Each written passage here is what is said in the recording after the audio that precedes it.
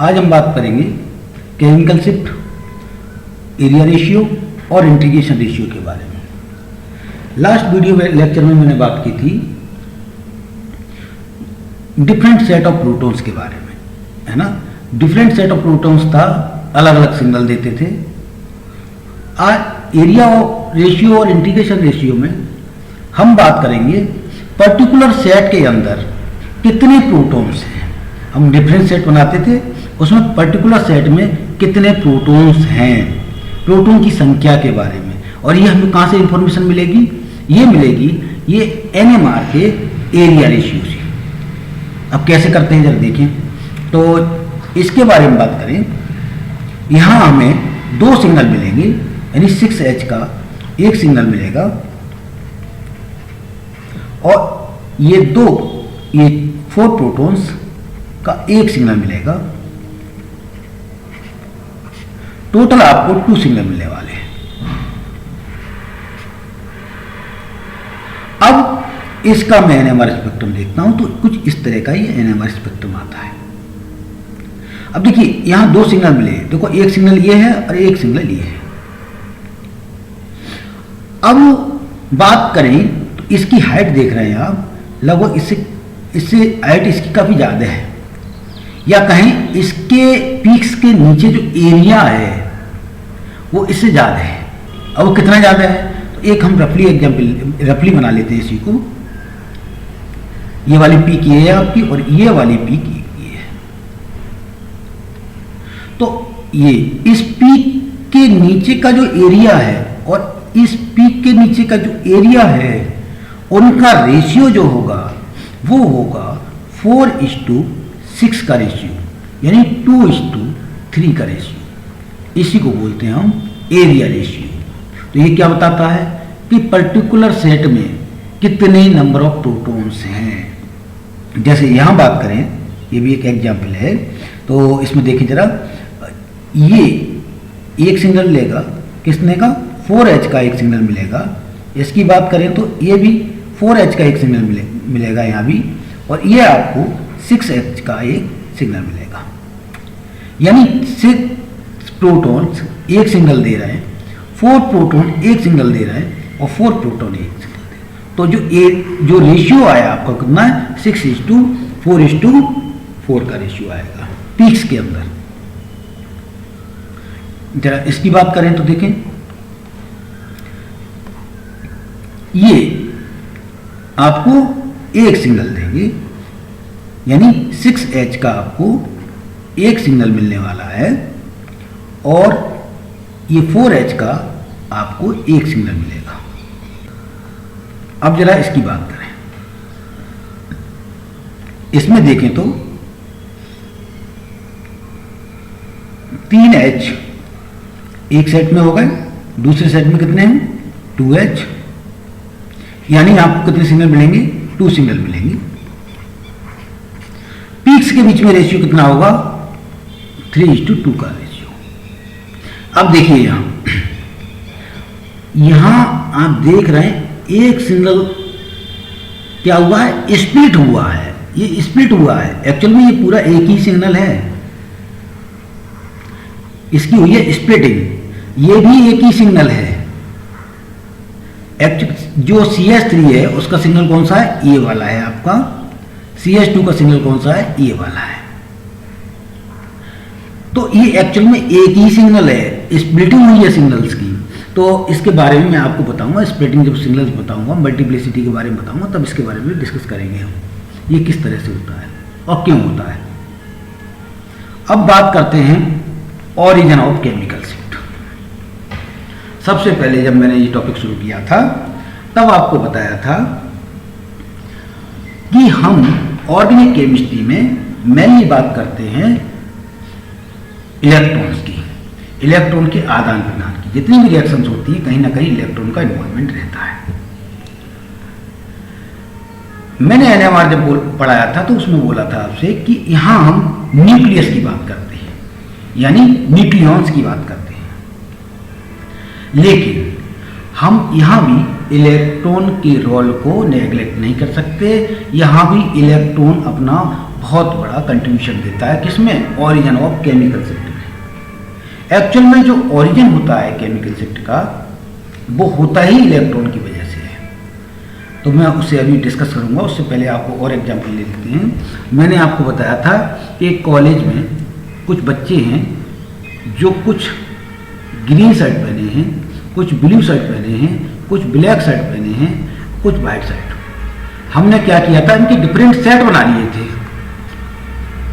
जैसे प्रोटॉन के different set बना लिए, एक प्रोटॉन ये हो गया, दूसरा प्रोटॉन ये हो गया, तीसरा ये तीनों केमिकली देखा जाए तो डिफरेंट एनवायरनमेंट में हैं, तो इनके हमने 3 सेट बना लिए। अब हम कहते हैं कि यदि ये सभी बच्चे खुले ग्राउंड में खड़े हैं और बारिश होना शुरू हो जाए, तो मुझे लगता है कि ये सभी बच्चे इक्वल इंटेंसिटी से भीगेंगे। अब यहां बात करें तो ये प्रोटॉन्स हैं जो डिफरेंट सेट में हैं, यानी केमिकल एनवायरनमेंट इनका अलग है, इनके अलग सिग्नल मिलते हैं, मैंने ये बोला था आपसे।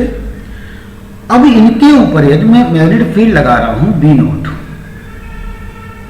ये डिफरेंट सेट ऑफ प्रोटॉन्स है, यदि मैं B0 मैग्नेटिक फील्ड लगा रहा हूं इनके ऊपर, तो मुझे लगता है इन सभी पर इक्वल मैग्नेटिक फील्ड लगेगा। यानी एग्जाम्पल दूसरा ले लिया हम, जैसे ये है CH3, इस पर मैं मॉलिक्यूल पर मैग्नेटिक फील्ड लगा रहा हूं B0, तो ये जो प्रोटॉन्स है इस पर भी उतना ही मैग्नेटिक फील्ड लगना चाहिए जितना इस पर लग रहा है, यानी B0 मैग्नेटिक फील्ड लगना चाहिए दोनों पर ही। अब ये दोनों पर मैग्नेटिक फील्ड B0 लग रहा है, तो प्रिंसिपल फ्रीक्वेंसी कितनी निकाली थी मैंने? Pf मैंने बताया था आपको GBn V0/H। ये वैल्यू आपकी कैसी रहती थी? कांस्टेंट रहती थी। अब ये वैल्यू कांस्टेंट है, तो प्रिंसिपल फ्रीक्वेंसी क्या हो गई आपकी? प्रिंसिपल फ्रीक्वेंसी है प्रोपोर्शनल होगी किसके? B0 के। अब इस पर भी आप B0 लगा रहे हो और इस पर भी B0 लगा रहे हो, इसका मतलब इन दोनों की प्रिंसिपल फ्रीक्वेंसी क्या होगी? सेम होगी। जब प्रिंसिपल फ्रीक्वेंसी सेम हो गई, तो ये जो लाइट एब्जॉर्ब करेंगे वो सेम फ्रीक्वेंसी की लाइट एब्जॉर्ब करेंगे। जब सेम फ्रीक्वेंसी की लाइट एब्जॉर्ब करेंगे तो आपको एक ही सिग्नल तो मिलेगा। तो डिफरेंट सिग्नल क्यों मिलते हैं, इस पर हम बात करेंगे। और वैसे भी सभी प्रोटॉन एक जैसे ही तो होते हैं, प्रोटॉन तो अलग अलग नहीं होते ना। जब सब प्रोटॉन एक जैसे होते हैं तो सबकी प्रिंसिपल फ्रीक्वेंसी एक होनी चाहिए, सबको एक ही सिग्नल देना चाहिए। तो ये डिफरेंट सिग्नल्स क्यों मिलते हैं, इसी पे हम बात कि ये सिग्नल डिफरेंट प्लेस पर क्यों मिलते हैं, यानी इनकी पोजीशन अलग अलग क्यों होती है, अलग अलग सिग्नल क्यों मिलते हैं, जबकि सब पर आपका मैग्नेटिक फील्ड B0 ही लग रहा है। तो देखिए होता क्या है, जब कोई बॉन्ड बनता है तो 2 इलेक्ट्रॉन से बनता है, और वो इलेक्ट्रॉन अपना क्या करते हैं? मूवमेंट करते हैं। इलेक्ट्रॉन की मूवमेंट की वजह से होता क्या है? एक मैग्नेटिक फील्ड जनरेट होता है, जिसे हम कहते हैं इंड्यूस्ड मैग्नेटिक फील्ड। और ये इंड्यूस्ड मैग्नेटिक फील्ड क्या करता है? जो हमने मैग्नेटिक फील्ड लगाया है, कौन सा लगाया हमने? B0 मैग्नेटिक फील्ड लगाया है, उसकी अपोजिट डायरेक्शन में होता है। इसका मतलब क्या हुआ? जो मैग्नेटिक फील्ड हमने लगाया और जो इंड्यूस्ड मैग्नेटिक फील्ड हुआ है वो उसका विरोध करता है। यानी इंड्यूस्ड मैग्नेटिक फील्ड किसकी वजह से? जो इलेक्ट्रॉन की वजह से हुआ है, वो क्या करता है? लगाए गए मैग्नेटिक फील्ड की अपोजिट डायरेक्शन में होता है। जैसे हम लगा रहे हैं ऊपर की तरफ, तो इंड्यूस्ड मैग्नेटिक फील्ड होगा वो कहां होगा? नीचे की तरफ। जैसे इसी की बात करें, ये एग्जाम्पल है आपका, तो इस पर हमने लगाया B0 मैग्नेटिक फील्ड लगाया, तो इस प्रोटॉन जो इसके अराउंड इलेक्ट्रॉन्स हैं वो क्या करेंगे? इंड्यूस्ड मैग्नेटिक फील्ड जनरेट करेंगे, और वो क्या करेंगे? इसका अपोज करेंगे। अब अपोज करेंगे तो इस प्रोटॉन पर जो लगने वाला मैग्नेटिक फील्ड है वो थोड़ा सा कम हो जाएगा। कम हो जाएगा, हम क्या बोलेंगे? अब उसे बोल देंगे B इफेक्ट। और वो कितना होगा आपका? B0 minus BI। यानी इफेक्टिव मैग्नेटिक फील्ड कैसा होगा आपका? कम होगा लगाए गए मैग्नेटिक फील्ड से। तो इस पर जो लगने वाला मैग्नेटिक फील्ड है एक्चुअल में कम होगा। बात इसकी करें, इसके अराउंड भी इलेक्ट्रॉन्स हैं, वो भी क्या करेंगे, वो भी अपना मैग्नेटिक फील्ड जनरेट करेंगे, इंड्यूस होगा। यहां पे भी क्या होगा, हमने लगाया तो बी नॉट था, लेकिन इन प्रोटॉन को जो फील होगा वो कितना होगा, B naught minus B I. अब हमें ये देखना है इस प्रोटॉन के अराउंड इंड्यूस्ड मैग्नेटिक फील्ड ज्यादा है कि इसके अराउंड इंड्यूस्ड मैग्नेटिक फील्ड ज्यादा है। यदि इसके अराउंड इंड्यूस्ड मैग्नेटिक फील्ड ज्यादा है तो बी इफेक्टिव कितना होगा, जो ये फील करेगा प्रोटॉन वो कम हो जाएगा। यदि बी इंड्यूस्ड ज्यादा होगा तो जो प्रोटॉन ये फील करने वाला है मैग्नेटिक फील्ड वो थोड़ा कम होगा, यानी बी इफेक्टिव उसके लिए कम हो जाएगा। और यदि ये बी इंड्यूस्ड आपका कम है तो बी इफेक्टिव ज्यादा होगा, यानी ये फील ज्यादा करेगा। अब ये कैसे डिफाइन होगा कि कब ज्यादा होगा बी इंड्यूस्ड, कब कम होगा, तो ये डिपेंड करता है इससे अटैच कौन से एटम या ग्रुप लगे हुए हैं, वो डिसाइड करते हैं कि बी इंड्यूस्ड कितना होगा। अब होता क्या है, Cl एटम है, इसकी इलेक्ट्रोनेगेटिविटी क्या है, ज्यादा होती है। जब इलेक्ट्रोनेगेटिविटी ज्यादा है तो ये क्या टेंडेंसी क्या होती है, इलेक्ट्रोनेगेटिविटी क्या होती है, tendency to attract electron, electron को अपनी तरफ अट्रैक्ट करने की टेंडेंसी। तो Cl क्या करेगा, जैसे उसकी टेंडेंसी है उसी हिसाब से ये क्या करना शुरू कर देगा, इलेक्ट्रॉन को अपनी तरफ अट्रैक्ट करना शुरू कर देगा। जब इलेक्ट्रॉन अट्रैक्ट होकर Cl की तरफ मूव करने लगेंगे, अट्रैक्ट हो जाएंगे Cl की तरफ, तो यहां जो इलेक्ट्रॉन की प्रोटॉन के अराउंड जो इलेक्ट्रॉन्स थे उनकी संख्या क्या हो जाएगी, थोड़ी कम होने लगेगी। इलेक्ट्रॉन की जो डेंसिटी है वो क्या होने लगेगी, कम होने लगेगी। इसका मतलब बी इंड्यूस भी क्या होगा, कम हो जाएगा, क्योंकि जब इलेक्ट्रॉन जब Cl की तरफ अट्रैक्ट हो गए तो यहां इलेक्ट्रॉन देखा जाए तो कम हुए, तो बी इंड्यूस भी आपका क्या हो जाएगा, कम हो जाएगा। बी इंड्यूस कम हो जाएगा तो बी इफेक्टिव भी कैसा हो जाएगा, यहां ज्यादा हो जाएगा।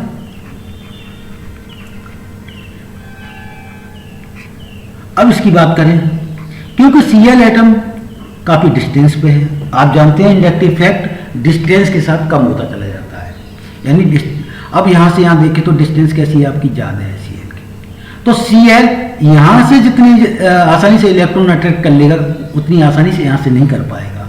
यहां इलेक्ट्रॉन की पर्याप्त डेंसिटी है।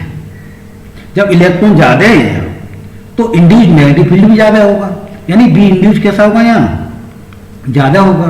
यदि बी इंड्यूस्ड ज्यादा होगा तो बी इफेक्टिव देखें तो बी इफेक्टिव कैसा होगा, लेस हो जाएगा, यहां बी इफेक्टिव ज्यादा होगा। लेकिन ये दोनों वैल्यू, बी इफेक्टिव की ये वैल्यू और ये वैल्यू दोनों बी नॉट से कम होंगी, दोनों वैल्यू कम होंगी। तो इसी वजह से क्या ऑरिजिनेट होता है आपका केमिकल शिफ्ट। इसका सिग्नल, क्योंकि जब इसका बी इफेक्टिव अलग है तो इसकी प्रिसिशन फ्रीक्वेंसी अलग होगी, इसकी प्रिसिशन फ्रीक्वेंसी अलग होगी।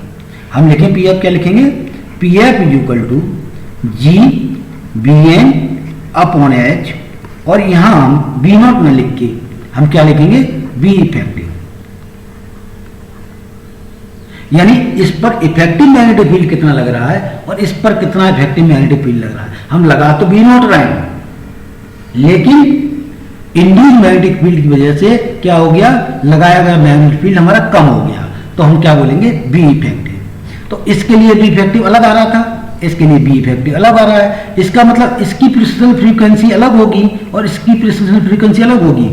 जब प्रिसिशन फ्रीक्वेंसी अलग अलग हो गई तो क्या होगा, जो अलग अलग लाइट को एब्जॉर्ब करेंगे, अलग अलग फ्रीक्वेंसी की लाइट को एब्जॉर्ब करेंगे, तो आपको अलग अलग सिग्नल मिलेंगे, अलग अलग। तो हम कहेंगे ये डिफरेंट सेट हैं और दोनों का अलग अलग सिग्नल मिलेगा, क्योंकि दोनों की प्रिसिशन फ्रीक्वेंसी अलग है, क्योंकि दोनों का बी इफेक्टिव अलग है। ठीक है, अब मुझे लग रहा है ये बात आपकी समझ में आ गई होगी।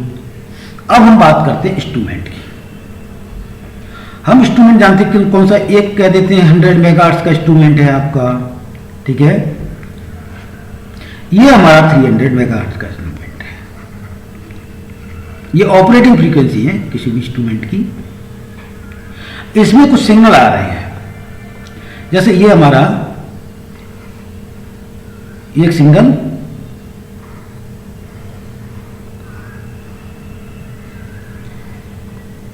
और ये आपका टीएमएस का सिग्नल है।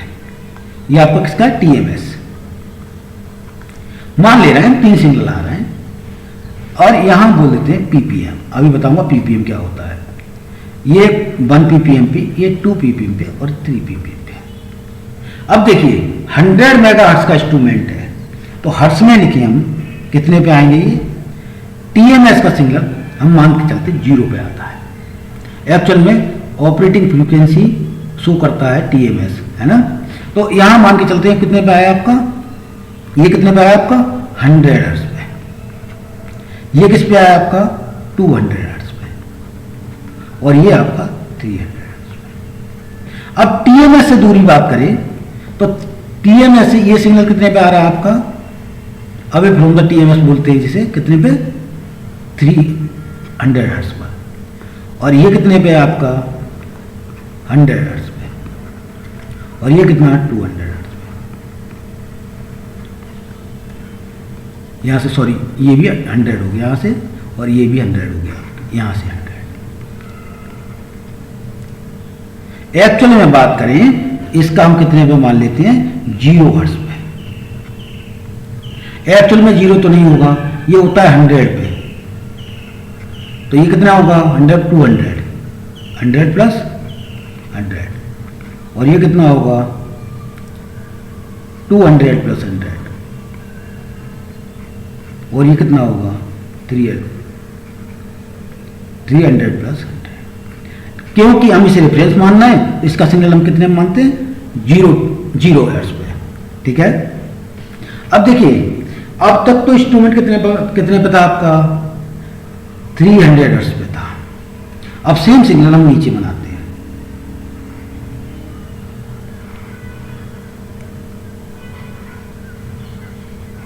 ये टीएमएस पे है। अब ये आपकी ऑपरेटिंग फ्रीक्वेंसी 100 से कितना हो गई? 300। तो इसका मतलब ये तो आपका 0 पे ही मिलने वाला है। अब ये पहले कितनी डिस्टेंस थी आपको? 100 थी। अब कितनी हो जाएगी आपकी? 300। ये कितनी हो जाएगी आपकी? यहां से यहां देखें तो ये 300 फिर से होगा आपका। यानी ये सिग्नल कितने पे आएगा आपका? 600 पर। और ये कितने पे आएगा आपका? 300 पे। और ये कितने पे आएगा आपका? अब 900 पे, हर्ट्ज में बात करें तो। ठीक है। क्योंकि ये आपकी ऑपरेटिंग फ्रीक्वेंसी बढ़ गई है ना, तो ये भी डिस्टेंस भी बढ़ जाएगी आपका, सॉरी हर्ट्ज में फ्रीक्वेंसी बढ़ जाएगी आपकी ये, क्योंकि ये आपकी डिस्टेंस बढ़ रही है। क्योंकि आपका जो इंस्ट्रूमेंट है उसकी ऑपरेटिंग फ्रीक्वेंसी अब 100 से कितनी हो गई? 300, है ना। तो ये गैप भी कितना हो जाएगा आपका? 300 हर्ट्ज का हो जाएगा। लेकिन इसी को जब हम पीपीएम में चेंज करते हैं, कभी भी पीपीएम में चेंज करना हो तो क्या करते हैं हम? जो हर्ट्ज में वैल्यू होती हैं उनको इंस्ट्रूमेंट की ऑपरेटिंग फ्रीक्वेंसी जो ये है उससे डिवाइड कर देते हैं। तो इसको डिवाइड करें कितनी है? यहाँ पे कितना हर्ट्ज आ रहा है? 300। 300 से डिवाइड करेंगे कितना हो गया? 1। यहां करें तो कितना आएगा? ये 2। और ये कितना? 3। तो पीपीएम में चेंज करने के लिए हम क्या करते हैं? ऑपरेटिंग फ्रीक्वेंसी जो होती है उनसे डिवाइड कर देते हैं। ठीक है। तो आपका किस में चेंज हो जाता है? पीपीएम में चेंज हो जाता है। ठीक, ये बात क्लियर हो गई होगी आपको यहां से। लेकिन आपको एक बात बता दें, यहां जरा आप देखिए, जब इंस्ट्रूमेंट आपका कितने का था? 100 मेगाहर्ट्ज का था, है ना। तब केमिकल शिफ्ट हर्ट्ज में बात करें तो कितनी थी? 100 हर्ट्ज थी। ये कितनी थी? 200 या कितनी थी? 300। जैसे ही हमने इंस्ट्रूमेंट की ऑपरेटिंग फ्रीक्वेंसी बढ़ा दी, मैग्नेटिक फील्ड बढ़ा दिया, है ना, तो कितना कर दिया? कितना कर दिया आपने? 300 मेगाहर्ट्ज। अब 300 मेगाहर्ट्ज करते ही हर्ट्ज में फ्रीक्वेंसी देखे तो कितनी हो गई आपकी? 300 हो गई। ये कितनी हो गई? 600 हो गई। ये कितनी हो गई? 900। यानी लेकिन अब जब पीपीएम में बात करें तो पहले भी 3 थी, अब भी 3 है। ये 2 थी तो अब भी 2 है। ये 1 थी तो अब भी 1 है। यानी कि केमिकल शिफ्ट की बात करें, है ना, तो वो पीपीएम में चेंज नहीं होती। पीपीएम में जो होती है वही रहती है। लेकिन जब हर्ट्ज में जाते हैं तो जैसे ही ऑपरेटिंग फ्रीक्वेंसी चेंज होती है किसी भी इंस्ट्रूमेंट की, तो क्या होता है, चेंज होती है, तो क्या होता है, जो केमिकल शिफ्ट हर्ट्ज में होती है वो चेंज हो जाती है। ठीक है, यहां तक आपका क्लियर हो गया होगा। चलिए अब आगे बात करते हैं, एक एग्जाम्पल और ले लेते हैं।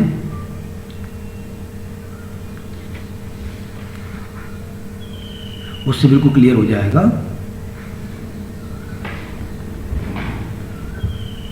ये सिग्नल मिल रहे हैं आपको, एक सिग्नल मैंने ये बनाया,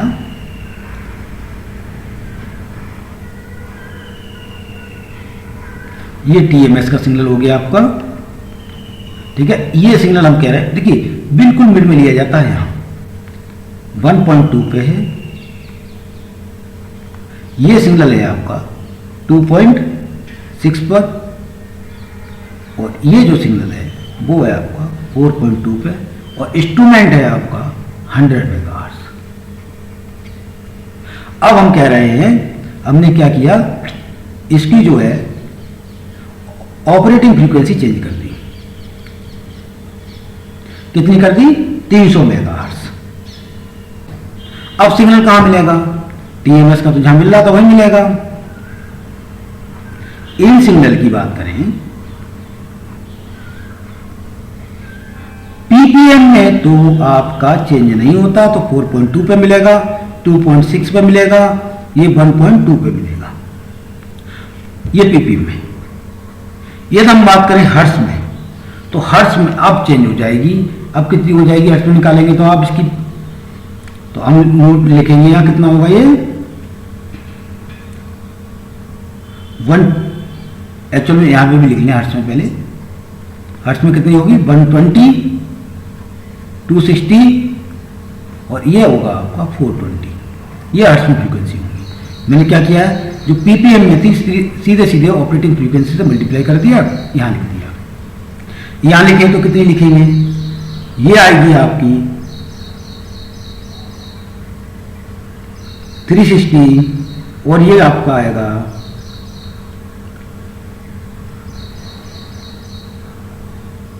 4, और ये आपकी, सिंपली कुछ नहीं करना है आपको, ऑपरेटिंग फ्रीक्वेंसी से इसका मल्टीप्लाई करना है, तो इतना ही इसमें करना है। चलिए अब हम बात करते हैं, कुछ क्वेश्चंस की बात कर लें। अब molecule give H1 NMR signal at, कितने पे दे रहा है आपको, 3.5 ppm पे, calculate its PF at 100, 300 and 500। हम मैंने बोला था जो केमिकल शिफ्ट होती है आपकी वो चेंज नहीं होती, यानी केमिकल शिफ्ट कितनी है आपकी 3.5। तो पीएफ उसने पूछा है हमें, प्रेशर फ्रीक्वेंसी, यानी केमिकल शिफ्ट आपकी दे रखी है पीपीएम में कितनी है 3.5। ठीक है, यदि ऑपरेटिंग फ्रीक्वेंसी 100 है तो हम क्या करेंगे, सीधे सीधे इसमें 100 का मल्टीप्लाई कर दें, 3.5 इंटू 100 कितना निकल के आएगा 350। ऐसे ही यदि आपकी 300 का पूछ रहा है 100 मेगाहर्ट्ज, और दूसरा आपका है एट 300 मेगाहर्ट्ज, इस पे हमें पूछा है उसने, तो कितना होगा, हम सीधे सीधे मल्टीप्लाई करेंगे 3.5 इंटू कितना 300, और ये निकल के आएगा आपका 1050। ये प्रेसिशन फ्रीक्वेंसी निकल आएगी आपकी, किसमें, हर्ट्ज में। अब तीसरा बात करें 500 मेगाहर्ट्ज पर इंस्ट्रूमेंट काम कर रहा है आपका, तब कितना होगा 3.5 इंटू 500, सिंपल है, कितना होगा 1750। ठीक है, अब नेक्स्ट क्वेश्चन की बात करते हैं।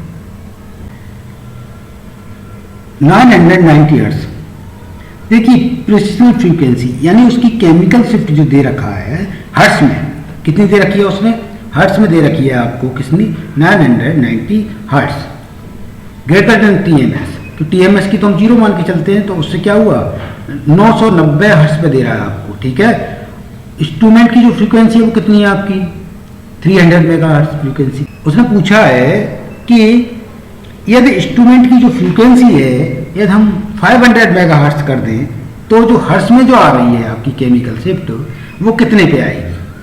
तो हम सबसे पहले क्या करेंगे, पहले तो केमिकल शिफ्ट को किस में चेंज कर लेंगे, पीपीएम में। तो पीपीएम में कितनी आ रही है देखो जरा, पीपीएम में हम देखेंगे डिवाइड बाई कितना आपका 300 और ये आपका कितना आ जाएगा 3.3 पीपीएम। और हम जानते हैं ऑपरेटिंग फ्रीक्वेंसी चेंज करने से केमिकल शिफ्ट पीपीएम में चेंज नहीं होती है। तो अब ये 500 मेगाहर्ट्ज का इंस्ट्रूमेंट ले रहे हो तब भी ये चेंज नहीं होगी। और हमें ये पीपीएम को हर्ट्ज में चेंज करना होता है तो क्या करते हैं, ऑपरेटिंग फ्रीक्वेंसी से मल्टीप्लाई कर देते हैं। तो ये तब निकाला है आपने जब 300 मेगाहर्ट्ज का था। अब हम कह रहे हैं 500 मेगाहर्ट्ज का इंस्ट्रूमेंट है तो पीपीएम में जितनी मिल जाए हमें कितनी है 3.5 पीपीएम। इसको सीधे मल्टीप्लाई किससे कर दें आप 500 से, तो आपकी निकल के कितना आएगा 1650 हर्ट्ज।